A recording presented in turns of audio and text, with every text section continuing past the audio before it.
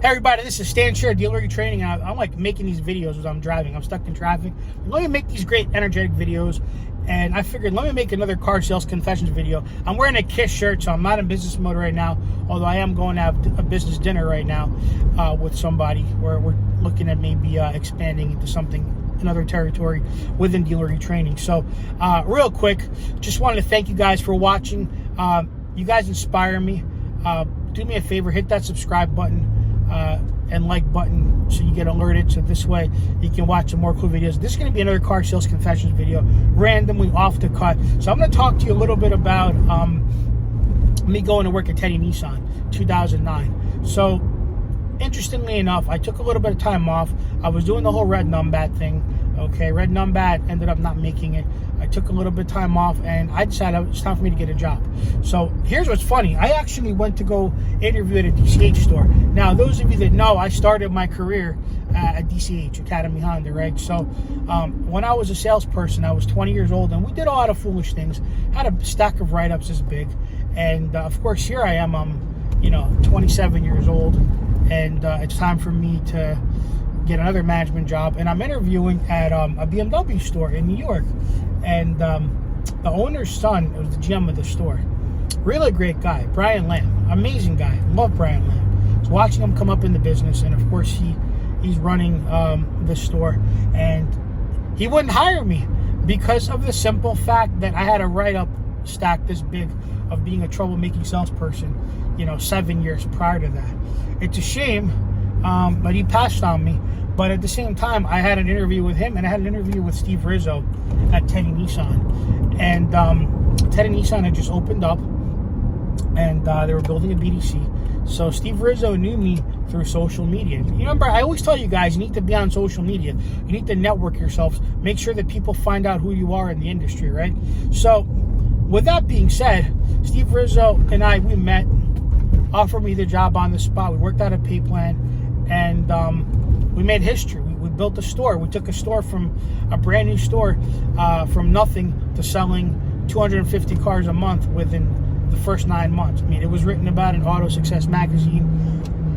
And one thing that was interesting for me was that we actually had a training company that was selling their cookie cutter nonsense. Now, mind you, this is about a year before I started dealer eTraining. So we had a training company that had their cookie cutter nonsense. Now, I ended up going to work for this training company for a little bit after I left the dealership. They recruited me, and then things didn't work out. Those of you that know me know what's up. Things didn't work out. I ended up leaving them and starting my own. But in that 1 year, within 4 months, we fired the training company. Their cookie cutter regurgitated scripts that they made up, asking for the objection and all that crap. Everything that was done in the orange color fashion, hint, hint, right? Everything that was done in that orange color fashion, we basically were failing with. We were in the Bronx. And so the scripts were just foolish. The process of emailing everybody for 30 days was foolish.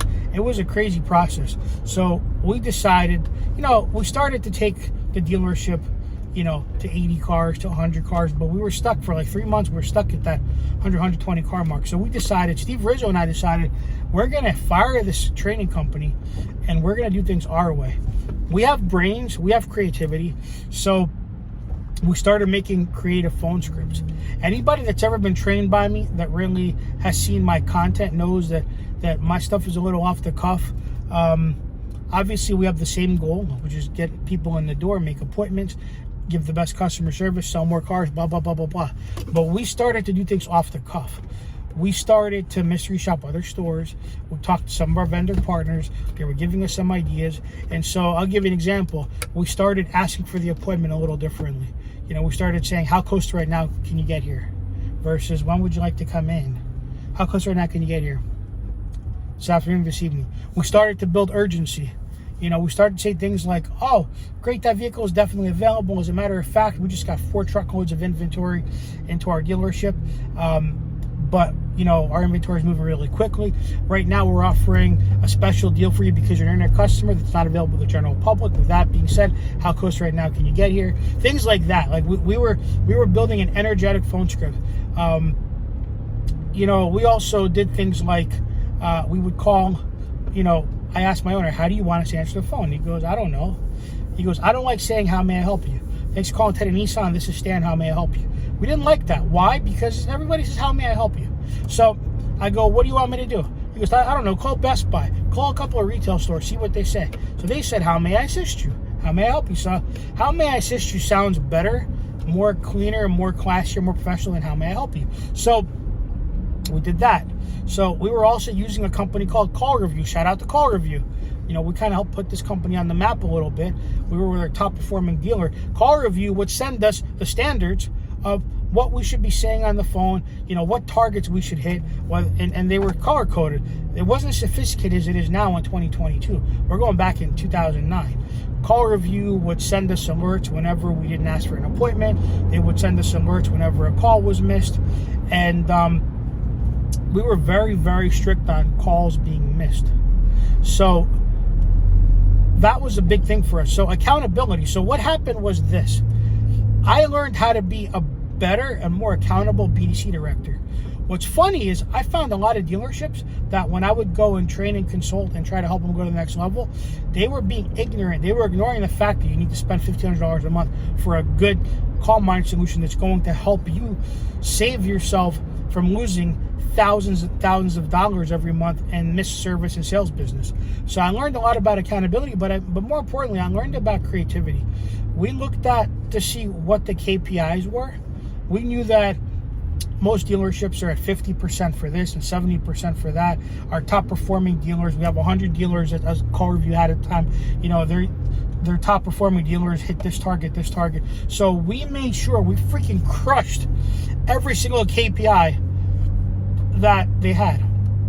We crushed every single KPI. So that is what made Teddy Nissan so freaking amazing. That is what made me go out and start dealer eTraining and start to creatively help dealers. I don't just come in and make phone calls and show you how it's done. Yeah, that we do that. I don't just come in and give your team a pep talk. I come in and I, like a science, like a data geek, I come in and I look and see where your numbers are. I look and see where your competition's numbers are. And I don't just come in and say, you got to do this, this, and this.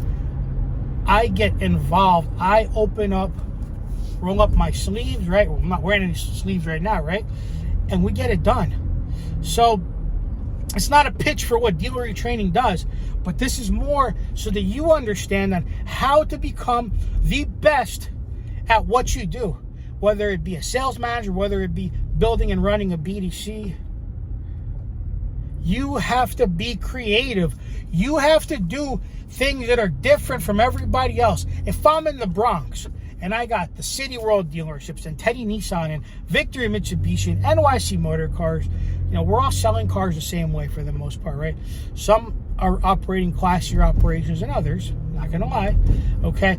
But the problem is, if you go and look at the BDC managers, and this could be anywhere, this could be, right now I'm driving on the Garden State Parkway, I'm in Bloomfield, you could be having the same thing in Bloomfield, you have 5 different dealerships. But the reality of this is, people come and go, they move around from dealership to dealership. What they do is they bring the same old bad habits from the store down the road to here. And what happens is, our departments, our BDC departments are saying the same ridiculous, regurgitated nonsense, bringing the same exact result because they don't know any better.